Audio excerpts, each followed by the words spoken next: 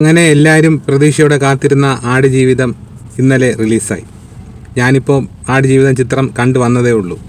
Aadujeevitham cinema ഒരു ജീവിതസ്പർശിയായ ഒരു കഥയെ സിനിമയാക്കുമ്പോൾ ആ സിനിമയ്ക്ക് അത്രത്തോളം തന്നെ ഒരു ഡെപ്ത് കാഴ്ചക്കാരിൽ ഉണ്ടാക്കാൻ കഴിഞ്ഞു എന്നു തന്നെയാണ് എൻ്റെ വിശ്വാസം. പിന്നെ ഈ സിനിമയെ പറ്റി പറയുകയാണെങ്കിൽ ബ്ലസ്സി എന്ന സംവിധായകൻ എടുത്ത ഒരുവിധം എല്ലാ സിനിമകളും ഒരു വ്യത്യസ്തത പുലർത്തുന്ന സിനിമകളായിരുന്നു. അത് കാഴ്ചയായിക്കോട്ടെ, തന്മാത്രയായിക്കോട്ടെ, ഭ്രമരമായിക്കോട്ടെ, എല്ലാം ഒരു വ്യത്യസ്തതയുള്ള ചിത്രങ്ങളായിരുന്നു ബ്ലസ്സിയുടെ ചിത്രങ്ങളെല്ലാം. അപ്പോൾ അതിൽ നിന്ന് വ്യത്യസ്തമായിട്ടൊരു ഒരു പ്രേക്ഷക സ്വീകാര്യത കിട്ടാതെ പോയത് കളിമണ്ണ് എന്ന ചിത്രമാണ് എന്ന് എനിക്ക് തോന്നുന്നു. അത് വേണ്ട വിധം ശ്രദ്ധിച്ചിട്ടില്ല എന്നാണ് എനിക്ക് തോന്നുന്നത്. അപ്പോൾ ഈ സിനിമയെ പറ്റി പറയുകയാണെങ്കിൽ ഇതൊരു ട്രൂ ഇൻസിഡൻറ്റ് ബേസ് ചെയ്തെടുത്ത ബെന്യാമിൻ്റെ കഥയെ ആസ്പദമാക്കിയെടുത്ത സിനിമ ആയതുകൊണ്ട് തന്നെ ബ്ലസ്സി എന്ന സംവിധായകൻ ഈ ചിത്രത്തോട് 100% നീതി പുലർത്തിയിട്ടുണ്ട് എന്ന് തന്നെയാണ് എനിക്ക് തോന്നുന്നത്. കാരണം ഇപ്പോൾ പലരും പറയാറുണ്ട് ഈ നോവൽ സിനിമയാക്കുമ്പോൾ സിനിമ നോവലോളം എത്തില്ല അല്ലെങ്കിൽ എത്തിയിട്ടില്ല എന്നൊക്കെ പറയും. അപ്പോൾ അങ്ങനെയാണെങ്കിൽ ഈ ഇടയ്ക്ക് തമിഴിൽ വന്ന പൊന്നിയിൻ സെൽവൻ എന്ന ചിത്രം നോവലിനെ ബേസ് ചെയ്തെടുത്ത ചിത്രമാണ്. മണിരത്നം എടുത്ത സിനിമയാണ്. മണിരത്നം നോവലിനെ ബേസ് ചെയ്ത ഒരു സിനിമ എടുക്കുന്നത് ആദ്യമായിട്ടാണ്. അപ്പോൾ എന്നാലും അതിനോട് 100% നീതി പുലർത്താൻ മണിരത്നം ശ്രമിച്ചിട്ടുണ്ട് എന്നുള്ളത് വളരെ വ്യത്യസ്തമായ ഒരു പറയേണ്ട ഒരു കാര്യം തന്നെയാണ്. അപ്പോൾ അതുപോലെ തന്നെ ബ്ലസ്സി ഈ ചിത്രത്തിൽ നോവലിനോട് 100% നീതി പുലർത്തി തന്നെ സിനിമ എടുത്തിട്ടുണ്ട്. പിന്നെ ഞാനൊരു കാര്യം പറയട്ടെ, നോവലിൽ ഇപ്പോൾ നോവലിസ്റ്റ് എഴുതുന്ന, അതായത് കഥാകാരൻ എഴുതുന്ന, കഥാകാരൻ്റെ വാക്കുകളിലൂടെ വിവരിക്കുന്ന കാര്യങ്ങൾക്ക് ഒരു ഒരു എക്സ്ട്രീം ഇല്ല. അത് ഏത് ലെവലിൽ വേണോ എഴുതി ഫലിപ്പിക്കാൻ കഴിയും കലാകാരന്. അതുപോലെ ഒരു സിനിമ എടുക്കുമ്പോൾ ആ എക്സ്ട്രീം ലെവലിൽ എടുക്കാൻ ചിലപ്പോൾ എല്ലാ സംവിധായകർക്കും കഴിഞ്ഞെന്ന് വരില്ല. എങ്കിലും ആ കഴിയാവുന്നതിൻ്റെ മാക്സിമം ചെയ്യാൻ പറ്റുന്നത് ഒരു വലിയ കാര്യം തന്നെയല്ലേ. അതുപോലെ ഈ സിനിമയിൽ പൃഥ്വിരാജിൻ്റെ പ്രകടനം അതൊരു ലൈഫ് ടൈം പെർഫോമൻസ് ആയിട്ടാണ് എനിക്ക് തോന്നുന്നത്. കാര്യം പൃഥ്വിരാജ് ഇതിനു മുമ്പും ഇനിയും ഇത്തരത്തിൽ ഒരു റോൾ ചെയ്യുമെന്ന് എനിക്ക് തോന്നുന്നില്ല. കാരണം ഇത്രയും വർഷത്തെ ഒരു അധ്വാനം, ഇത്രയും വർഷത്തെ സ്ട്രെയിന്, ഇത്രയും വർഷത്തെ ശ്രമം, ഇതെല്ലാം ആ സിനിമയുടെ ആ ക്യാരക്ടറിൽ ഉള്ളതായി എനിക്ക് തോന്നി.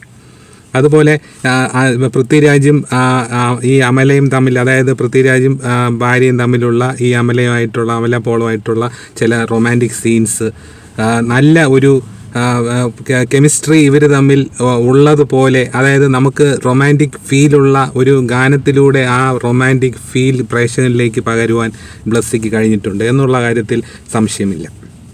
അതുപോലെ പിന്നെ പറയാനുള്ള മറ്റൊരു കാര്യം ഈ ചിത്രത്തിൻ്റെ ക്യാമറ വർക്കാണ്, സിനിമാറ്റോഗ്രാഫി. അത് സുനിൽ KS ആണ് സിനിമാറ്റോഗ്രാഫി ചെയ്തിരിക്കുന്നത്. നമ്മൾ കണ്ടിട്ടുള്ളത് സന്തോഷ് ശിവൻ്റെയും അതുപോലെ മറ്റേ PC ശ്രീറാമിൻ്റെയും ഒക്കെ ക്യാമറ വർക്കുകളാണ് നമ്മൾ കണ്ട്. റോജയിലും അതുപോലെ തിരുടയിലും ബോംബെയിലും എല്ലാം വ്യത്യസ്തമായ PC ശ്രീറാമിൻ്റെ സന്തോഷ് ശിവൻ്റെയും ക്യാമറ വർക്കുകൾ കണ്ടവരാണ് നമ്മുടെ തലമുറ. ഇപ്പോൾ ഒരു വ്യത്യസ്തനായ ഒരു ഛായാഗ്രാഹകനാണ് ഈ സുനിൽ KS. വളരെ നമ്മളെ സിനിമയിലുടനീളം സുനിൽ KSൻ്റെ ഛായാഗ്രഹണ പാടവം വളരെ പ്രകടമായിട്ട് തന്നെയുണ്ട്. അത് ആ ജോർഡാനിലെ ആ ഒരു വിഷ്വൽസും അതുപോലെ അൾജീരിയയിലെ മരുഭൂമി, സഹാറ മരുഭൂമിയെല്ലാം വളരെ ഭംഗിയായി തന്നെ ക്യാമറയിൽ പകർത്തുവാൻ അദ്ദേഹത്തിന് കഴിഞ്ഞിട്ടുണ്ട്.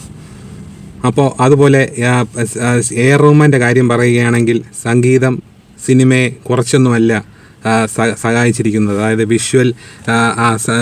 വിഷ്വലും സൗണ്ടും തമ്മിലുള്ള ആ ഒരു സിങ്കിൻ്റെ കാര്യത്തിൽ വളരെ, അതായത് ആ ബാക്ക്ഗ്രൗണ്ട് സ്കോർ, അനുയോജ്യമായ ബാക്ക്ഗ്രൗണ്ട് സ്കോറിലൂടെ വളരെ മനോഹരമായ ഒരു അനുഭവമാണ് കേൾവി കണ്ടുകൊണ്ടിരിക്കുന്ന പ്രേക്ഷകർക്ക് കേൾവി സുഖമായി ലഭിക്കുന്നത്. അതുപോലെ തന്നെ പല രംഗങ്ങളിലും ഞാൻ ശ്രദ്ധിച്ചൊരു കാര്യം അതിൻ്റെ സിനിമയുടെ സൗണ്ട് ഡിസൈനിങ്ങും മറ്റും.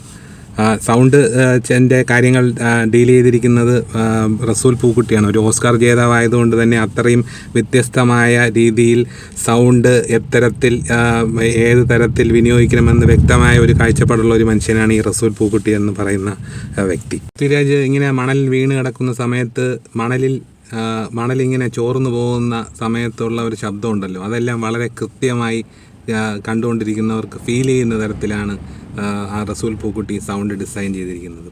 അതുപോലെ ഈ നമ്മൾ തിയേറ്ററിൽ സിനിമ കണ്ടുകൊണ്ടിരിക്കുമ്പോൾ ഈ സിനിമയുടെ ഈ വിഷ്വൽ എഫക്ട്സ്, അതായത് ഇതിനകത്ത് മരുഭൂമിയിൽ പാമ്പുകളെ കാണിക്കുന്നുണ്ട്, അതുപോലെ ഈ ഒരു സാൻഡ് സ്റ്റോം കാണിക്കുന്നുണ്ട്. ഇതൊക്കെ വളരെ നല്ല രീതിയിൽ തന്നെ പ്രേക്ഷകരിലേക്ക് പകർന്നു കൊടുക്കാൻ സംവിധായകന് കഴിഞ്ഞിട്ടുണ്ട്, വിഷ്വൽ എഫക്ട്സ് ടീമിനും കഴിഞ്ഞിട്ടുണ്ട്.